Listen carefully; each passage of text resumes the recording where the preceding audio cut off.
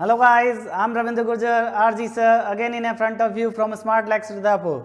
Okay, today we are with a new topic of electrostatic, that is methods of charging a body.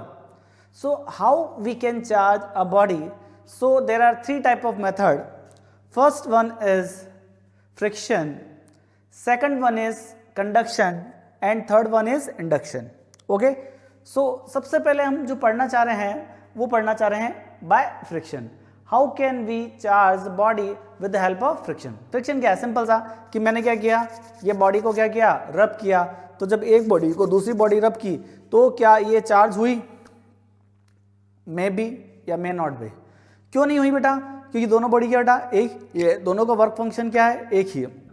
Normal सा example देता हूं जो आपने सबसे common example देखा. जब आप ग्लास रोड को, जब आप क्या करो बेटा, आपके पास मान लो एक ग्लास रोड है, ओके, और उसको आप सिल्क के कपड़े के साथ क्या करते हो बेटा, रब करते हो, है ना. ये एग्जांपल अपने दिया था ना.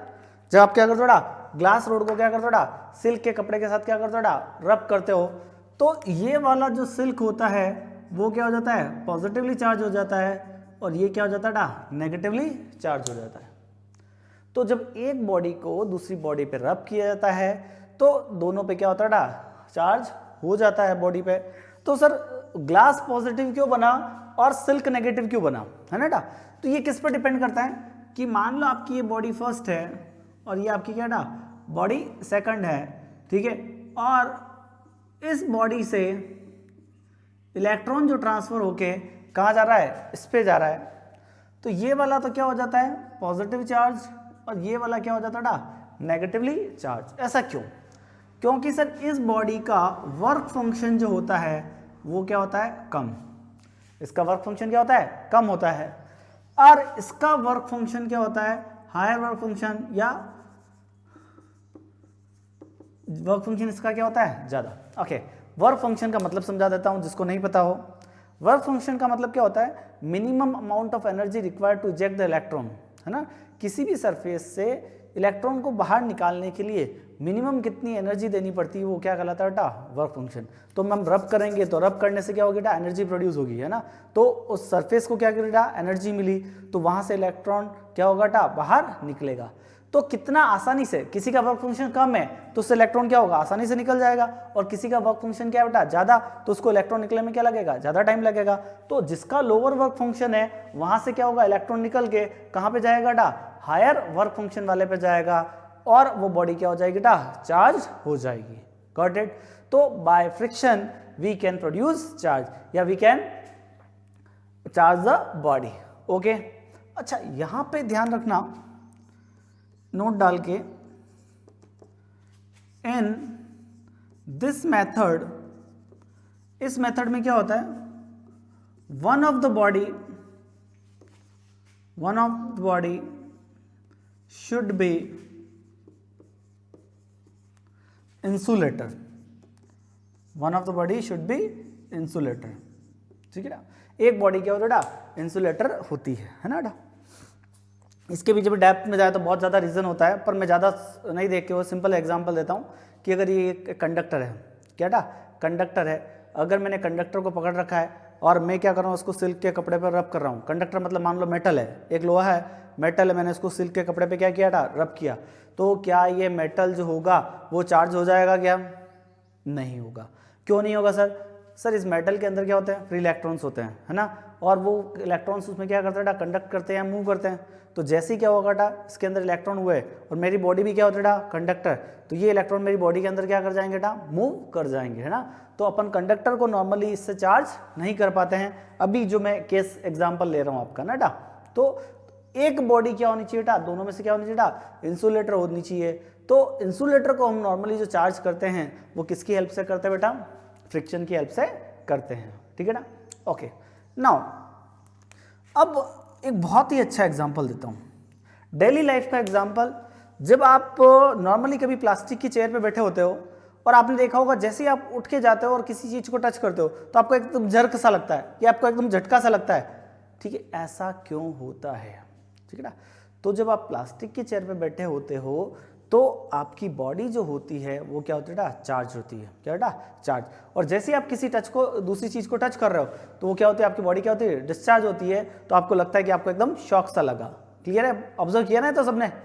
अच्छा, और एग्जांपल बताऊं तो आपने देखा होगा विंटर डेज में हम नॉर्मली जब ब्लैंकेट के अंदर एंटर करते हैं तो आपने देखा होगा थोड़ा स्पार्किंग जैसा कुछ डेवलप होता है ना बेटा, और थोड़ा आग की छोटी छोटी चिंगारियों जैसा दिखता है। वो भी किसकी वजह से होता है बेटा, ड्यू टू इस फ्रिक्शन इलेक्ट्रिसिटी। वो किसकी वजह से होता है बेटा, इस फ्रिक्शन इलेक्ट्रिसिटी से होता है। और बहुत ही अच्छा एग्जांपल जो मैं आपके सामने लेके आया हूं वो ये है कि आपने सुना होगा इनफ्लेमेबल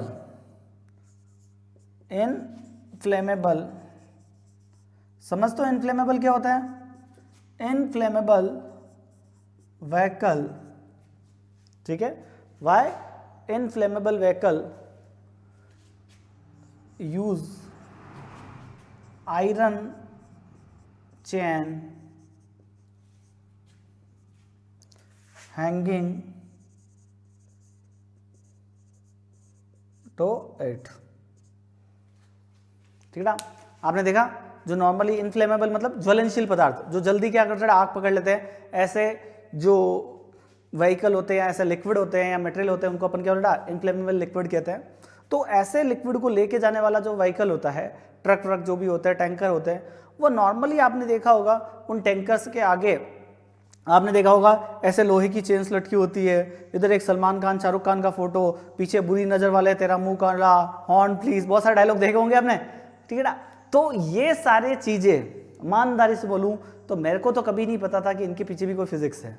ठीक है, बस यूं ही लगता है कि ये तो क्या है बेटा, उसके सजावट के लिए, शो के लिए रखा हुआ है। ठीक है, आपको अभी तक यही लगता होगा। ठीक है ना, बट जब आपको फिजिक्स समझ में आएगी तो लगेगा कि नहीं भाई इसके पीछे तो क्या बेटा रीजन है ना। वो शाहरुख खान सलमान खान का कोई रीजन नहीं है ना बेटा, जो आयरन चेन्स लटकी हुई है उसका कुछ ना कुछ रीजन होता है।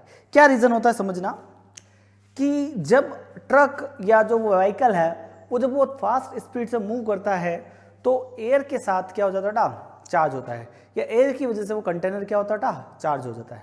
ठीक है, और फॉर सपोज आप वो कंटेनर आपका क्या बेटा चार्ज है और आपने क्या किया बेटा, ढक्कन खोला और हल्की सी स्पार्किंग डेवलप हुई तो सब कुछ स्वाहा। ठीक है, हो जाएगा ना। तो नॉर्मली क्या चाहते हैं हम कि उसके ऊपर जो चार्ज इकट्ठा हो गया, चार्ज एक्यूमुलेट हो गया, उस चार्ज को मुझे क्या करना है बेटा, डिस्चार्ज करना है। और उसको डिस्चार्ज अपन क्या करते थे बेटा, ग्राउंड में। तो नॉर्मली क्या होता है, वो लोहे की चेन क्या होता है बेटा, जमीन से टकराती है ना, वो लास्ट में टूट के छोटी हो जाती है, वो बात अलग है। बाकी वो जमीन से लटकती हुई रहती है ताकि उस पर ऊपर कोई चार्ज आ जाए तो ग्राउंड में होके क्या हो जाए बेटा, डिस्चार्ज हो जाए। इसीलिए क्या करते हैं बेटा, हम क्या करते हैं बेटा, इनफ्लेमेबल जो व्हीकल्स होते हैं, इनफ्लेमेबल लिक्विड को लेके जाने व्हीकल्स होते हैं, उनमें क्या लगाते हैं बेटा, नॉर्मली आयरन चेन लगाते हैं। ओके, तो सर एरोप्लेन जो होता है वो तो और ज़्यादा फास्ट स्पीड से मूव करता है, तो क्या उसके ऊपर भी क्या लोहे की चेनें लटकी होती है क्या साइड्स में से? नहीं होती होगी सर, जब वो लैंड करता होगा तब वो क्या होता है, लोहे की चेन लटक के फिर क्या होता है, वो डिस्चार्ज कर देता होगा। ऐसा कुछ देखा आपने प्रोसेस? चलो, मैंने तो नहीं देखा। तो आपने कभी ऑब्जर्व किया कि जो हमारा प्लेन होता है उसके व्हील जो होते हैं ना, पहिए जो होते हैं, वो व्हील किसके बने होते हैं, कैसे कलर के होते हैं? ब्लैक कलर के। ब्लैक कलर का क्या होता है सर, रबर ही होता होगा? नहीं, वो रबर नहीं होता है ना। तो दूसरा क्वेश्चन जो आपके सामने आता है, दोनों का आंसर एक है, why wheel in aeroplane made of metal rubber, है ना। मेटेलिक रबर से क्यों बना होता है ना, जो रबर होता है वो रबर नहीं होता है, उसमें क्या होता है, बहुत ज़्यादा अमाउंट में क्या होता है बेटा, मेटल होता है। तो मेटेलिक रबर क्यों बनाया जाता है? मेटेलिक बनाने का रीज़न ये बेटा कि जैसे वो ग्राउंड के कांटेक्ट में आएगा, सारा का सारा क्या हो जाएगा, अर्थ के अंदर क्या हो जाएगा, डिस्चार्ज हो जाए। ठीक है ना। तो ये जो चीज़ें हैं वो दोनों मैंने एग्जाम्पल बहुत अच्छे दिए आपको कि डेली लाइफ में आप जो बात करते हो वो तो मैंने आपको बता ही दिया, पर ये दो रीज़न क्या है, तो दोनों का जो आंसर है, आंसर दोनों का यही है, to discharge the charge accumulated charge accumulate on the body। तो जो भी चार्ज बॉडी के ऊपर एक्यूमुलेट हो गया, इकट्ठा हो गया, उसको डिस्चार्ज करने के लिए क्या किया जाता था, ये तरीके अपनाए जाते हैं। क्लियर है? तो आपको समझ में आया फ्रिक्शन। एक बॉडी को दूसरी बॉडी पे रब करते हैं तो क्या होता है, एक बॉडी से दूसरी बॉडी पे क्या होता है, चार्ज ट्रांसफर होता है और बॉडी क्या हो जाता है, चार्ज होता है। तो ये नॉर्मली ये मेथड जो चार्ज करने के लिए यूज़ करते हैं वो किसको करते हैं बेटा, इंसुलेटर को करते हैं। ठीक है बेटा। और शर्त ये होनी चाहिए कि आपकी दोनों बॉडी जो है उसमें से दोनों बॉडी का